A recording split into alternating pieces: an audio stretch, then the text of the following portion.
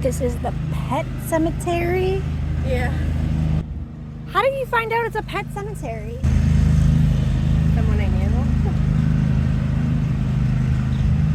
Did you see the stone? These little ones? Yeah. Well, they say like little Annie, Peter, Annie. I mean, maybe they're not, maybe it's not a pet cemetery. My friend told me it was. I suppose they could have been children. Yeah, these are not like pet names. Little Annie, Peter, Annie. She told me it was a pet cemetery. She lied to me. Yeah, I mean, I don't know. I have no clue. I don't know what these are. Maybe we can look it up. Little Annie. I hope they were pets. I felt that they were pets. It'd be awful if they were children. Dinah and Tim. I don't think those are pet names. No? No. Weird. I just got a totally different vibe from this place. Oh, yeah. It shifted. Yeah. But when I was in Portugal, they had these like mummies in a museum and they were like children. It was really weird. I felt it was very weird.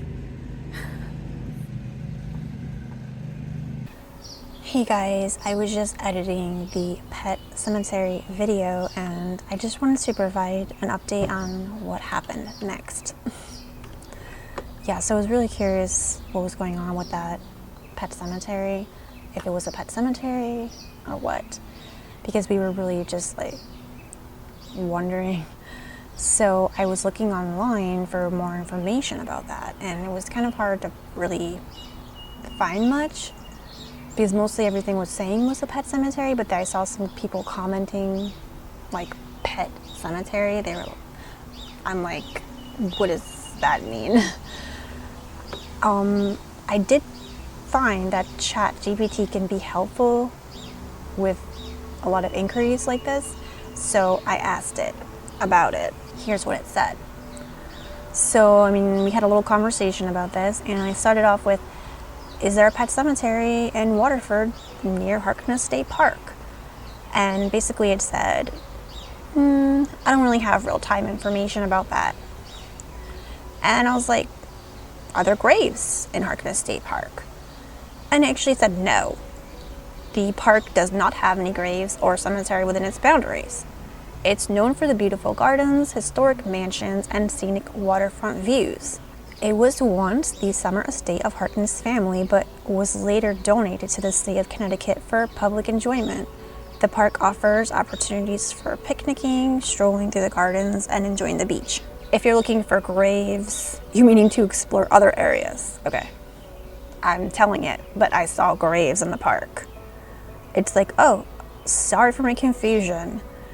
If you saw graves, it's possible there could be a burial site within the park. The park encompasses a large area, including the Eolia Mansion and its grounds, so it's conceivable there may be historical or family burial plots. Right, so I was like, I read that there's family dogs there, buried there. And he replies, it's possible that there may be a pet cemetery in the park, okay?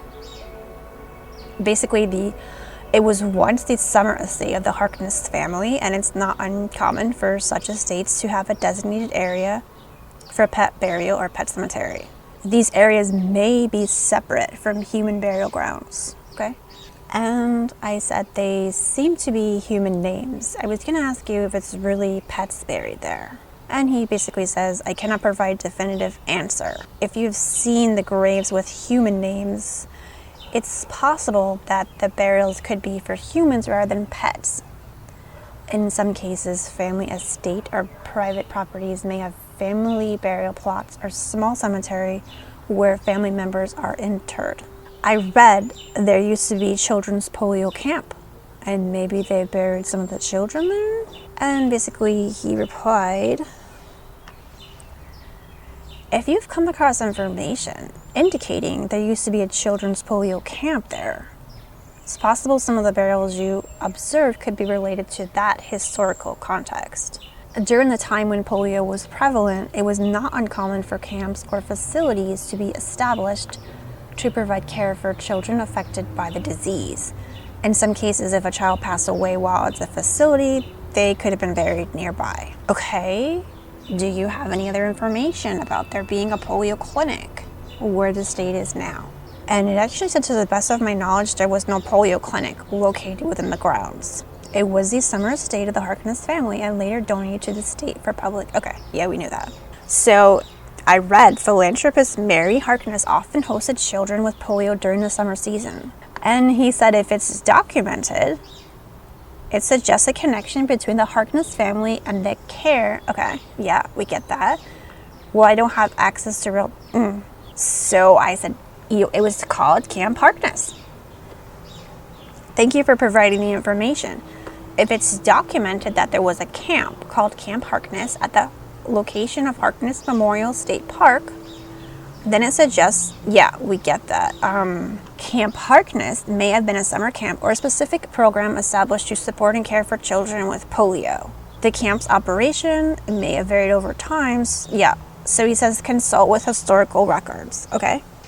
Maybe reach out to local historical societies. So I continued my research and I found out that Camp Harkness was originally part of the neighboring Harkness Estate, now Harkness Memorial State Park. The estate served as a summer residence of the Harkness family, where philanthropist Mary Harkness often hosted children with polio during the summer season. And ChatGPT now says, yeah, it seems that Camp Harkness was part of the neighboring Harkness Estate, which is now Harkness Memorial State Park. Mary Harkness, the philanthropist and member of Harkness family, hosted children with polio at the estate during the summer season. This information aligns with historical context of the Harkness family involvement in supporting children affected by polio. Hosting a camp for children at the estate demonstrates dedication to philanthropy and providing care for those in need. Mr. Harkness was an oil tycoon and philanthropist. His wife started building cottages on the property to give a respite to those suffering from polio. ChatGPT replies, okay, it seems Mr. Harkness, the oil tycoon and philanthropist, and his wife played a significant role in supporting individuals with polio. The construction of cottages on the estate demonstrates their commitment to creating a supportive environment for those affected by it. These cottages would have provided a place for individuals with polio to stay and receive care during their time at the estate. The philanthropic initiatives by the Harkness family reflects their dedication to making a positive impact on the lives of those facing health challenges such as polio. So I'm actually trying to find out about the graves in the park and who's buried there. And then he says, okay, since my knowledge, I don't have any information on that. I suggest you call the Connecticut. Yeah, okay.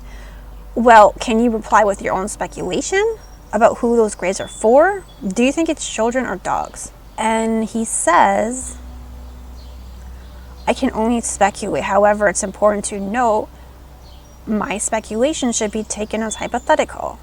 Okay. Considering the various information you provided, it's plausible that the graves could be related to the camp or the Harkness family's involvement with children. They could be graves for children who were associated with the camp or had a connection to the Harkness family. Another possibility concerning the mention of the pet burials is it could be graves for beloved pets, family pets. This is often seen in private estate or properties where families have chosen to bury their pets in the designated area.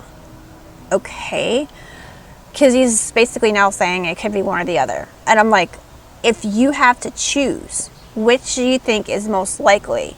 Which will you choose? And it actually did choose one, which is interesting. Given the available information and considering the historical context, it seems more likely that the graves in Harkness Memorial State Park in Waterford, Connecticut could be associated with children rather than pets. The mention of Camp Harkness, the Harkness family's philanthropic efforts towards children with polio, and the historical documentation of Mary Harkness hosting children with polio at the estate suggests a stronger connection to children. However, without access, I cannot provide a definitive answer. Okay, I wonder if we could have persuaded ChatGPT to go either way with this. I didn't look up any information about their pets. Maybe I should have. Maybe I should have looked up like what are the names of the pets that they had to see if it matches the graves. Maybe I should check that next, but I didn't think of it. According to ChatGPT, my conversation with it at this point, those are not pets in those graves. Those are probably children associated with the camp. But who knows? I couldn't really find much more information about it yet. I just thought it was interesting to take a deeper dive into that.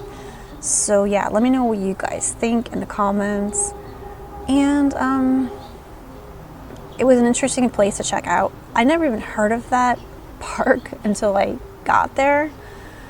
It was really pretty. I have some more videos coming from there, so stay tuned and subscribe. Hit the like button if you haven't, and I will see you in the next video. Anyway guys, thanks for watching, and I hope you found this video informative. And yeah, hopefully we can maybe find some more information. I don't know, but that was like, you know, a fun little chat with ChatGPT. If you haven't, like, totally check it out. It's so helpful when you're trying to like just get some information. And sometimes when I'm searching Google, I just get frustrated with the results because they're just not what I'm looking for. You know, ChatGPT seems to have so much knowledge and like information, so give it a try. And yeah, I'll see you guys soon. Thanks for watching.